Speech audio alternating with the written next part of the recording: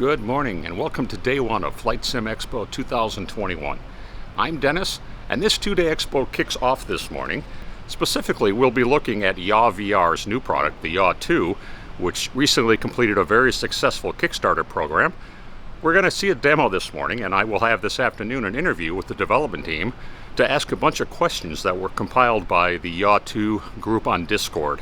So stay tuned for a lot of exciting and interesting information on this episode of VR Sim Wizard.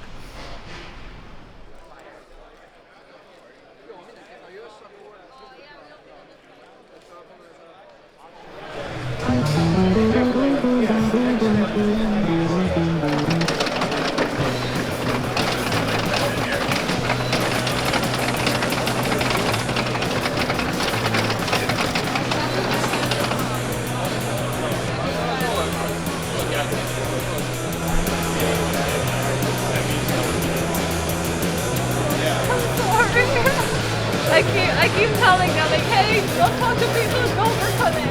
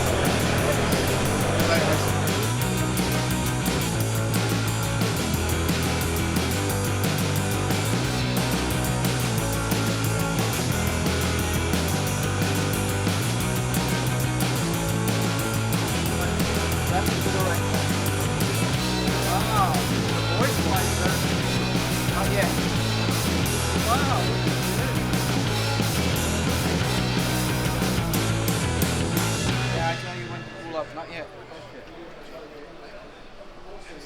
I don't think I'm going to get off the ground. Yes, you are.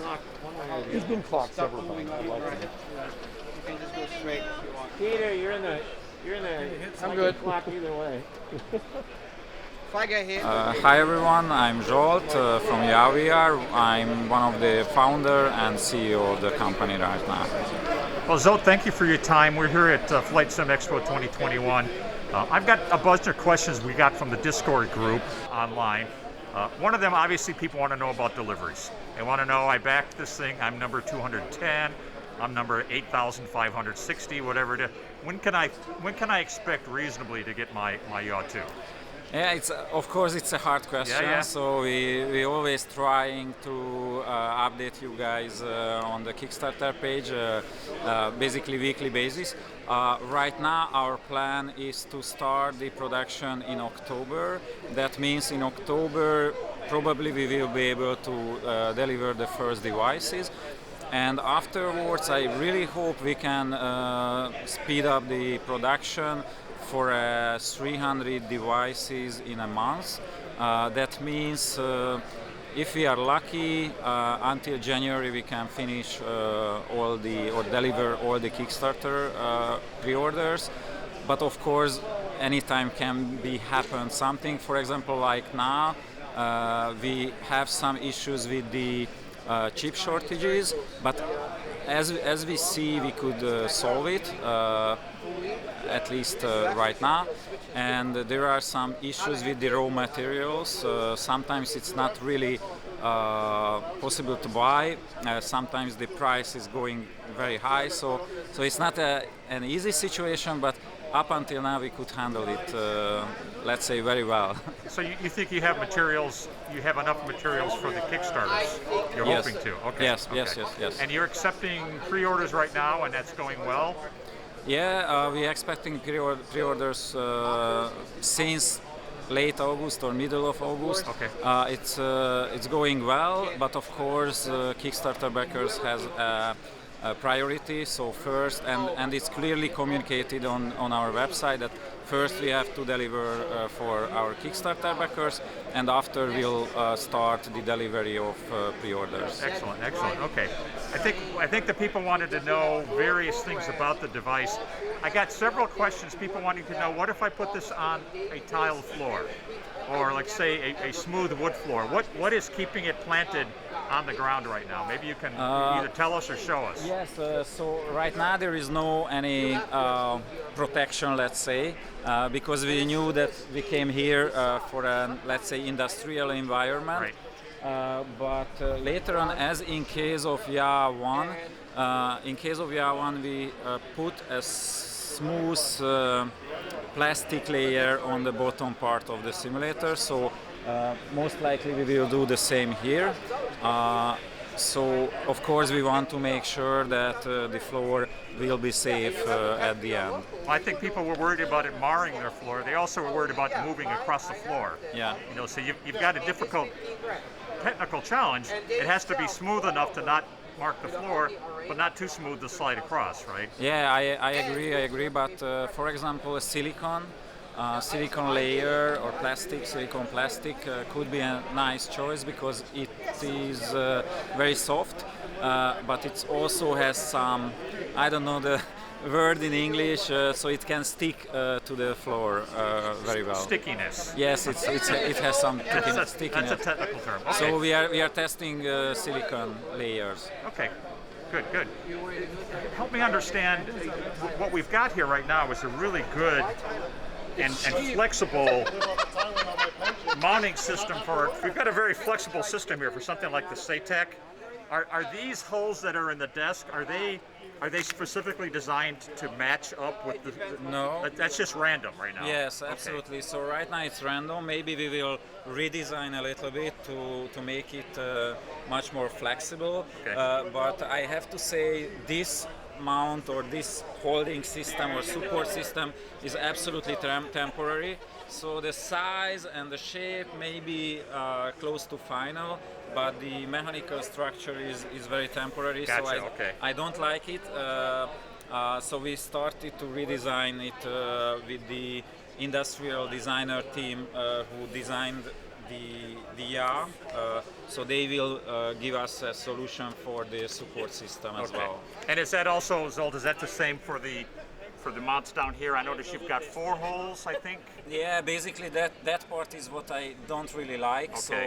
So that is why we will redesign the whole stuff. And anything in the middle for those of us that fly military aircraft for a stick mount? Later on, we are planning to make a support system for this part. So you will be able to mount to here, and it will come like this one. And here you will have a central joystick holder or mounting.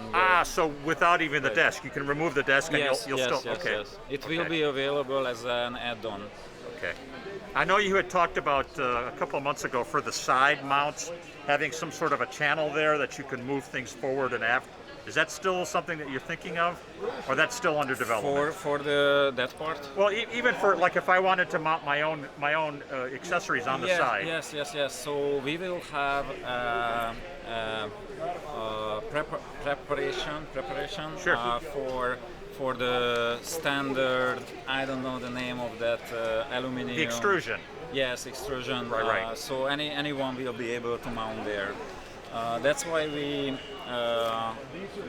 tried already in the car racing video where we mounted here a car racing frame. I don't know if you Yeah. So Okay. All right. Good.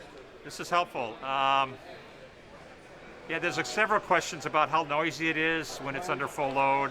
I can move it if you want, and you can hear and you can explain how noisy it is. Yeah, sure. Now this is full power right now. No, just let me just start. Okay, I'm not sure if it's still in the game. Okay, I have to restart That's the fine. simulator. Sorry. Okay. So you liked it though, huh? Honestly, I don't know how can I log out from the game. Okay, all right. No, because- do what you need to do. I was going to ask you also about the lights. Can you get those to go synchronized with sound? Yes. The sound of the game? Yeah, not now, but yes. Eventually? Okay. We already did it at the first device, Yaw 1. Okay. So it will be the same like here. Okay. Okay. We have to wait. Let me restart this also. You can show a little bit if you want the app as well. So this is the Yaw app.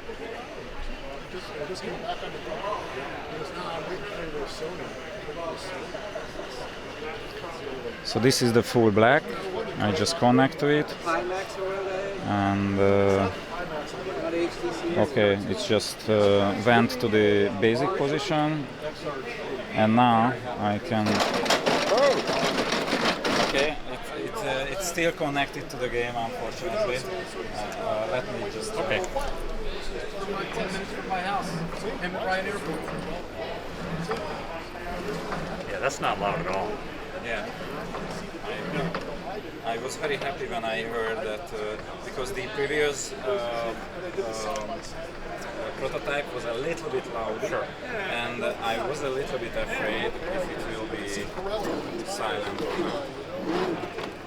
Here you can hear. That's the gear noise I'm hearing.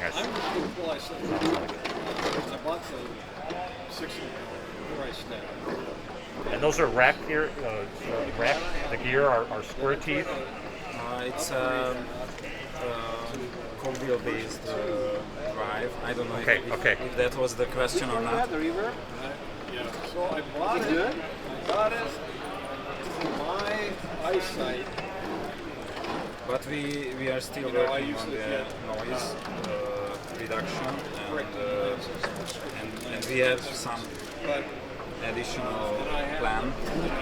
Yeah, I'm only hearing the machinery noises. I'm not hearing the motor at all. Yeah. It's just the gearing and the movement the of motor itself is very silent. Okay. But of course, it's a little bit more noisy as Yaw 1 because Yaw 1 was a friction-based drive. Right, with the wheels. Yes, Yeah. but here we use a cogwheel-based drive. Now, do you? Okay.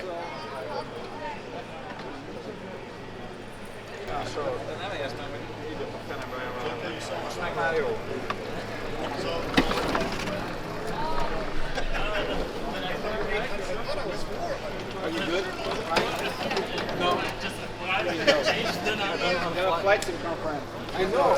Yeah, but you see, beginners are walking down. Hey, I'm one of your customers.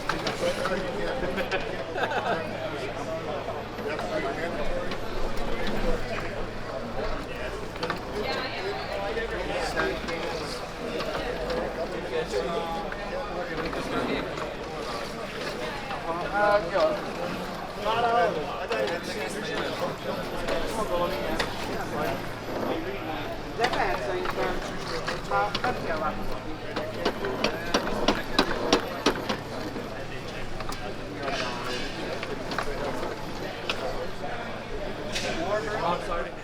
Then I got.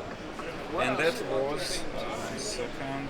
And this I'm looking at here, is this a Pro motor on here? That was 53. 53%? Yes, and it is the standard motor. Which is how many? 250. Okay. Okay. Yeah. We didn't have My test at home 350 motors yet, Okay. so we use that one. If you look at your eye reference point on the Oh, question. We noticed on some of the videos, you had weights put in the back for counterbalance. Yes. Is that still required or an option? Yeah, here, sorry. This is the preparation for the USB. My next question was going to be on the USB and the display port. Yes. So here you can see there is a preparation for the counterweight. It's not extremely necessary, but I would suggest to use because it helps to keep the motor temperature low, and basically it's better for the device to keep it balanced. So I think it's great if you use, but not necessary to, not mandatory to use. Okay. All right. I want to ask about the display port and the slip rings. So go ahead. Okay, so right now in this device we have USB, which is somewhere here. No, 1 second. So it's a temporary solution, of course.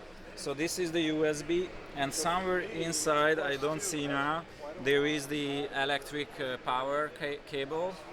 So we will have electricity here and USB connection.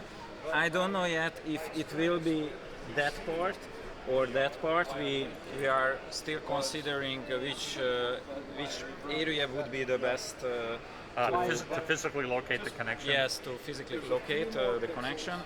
And right now we have some issues with this USB connection because at home we tried it, it worked very well, but now something has happened, so it's not really working really well. But of course, when we go home, everything will be perfect. We will solve it. It's not a problem. So, are you still considering HDMI pass-through or display port? As we heard, HDMI is not really, so it doesn't really make sense to try to build in because it's old. Going out. Yeah, it's old technology, right? Yeah, so it's strange to say, but it's an old technology, let's say. Yeah, no, I understand. So now we are working on to get some display port solution for slip ring. We have a connection in China who promised that they can send us some samples, but somehow they don't want to share with us the price. So it's a little bit complicated, but we are working on that. So as we see, there are possible solutions on the market. We have to reach them somehow. Okay.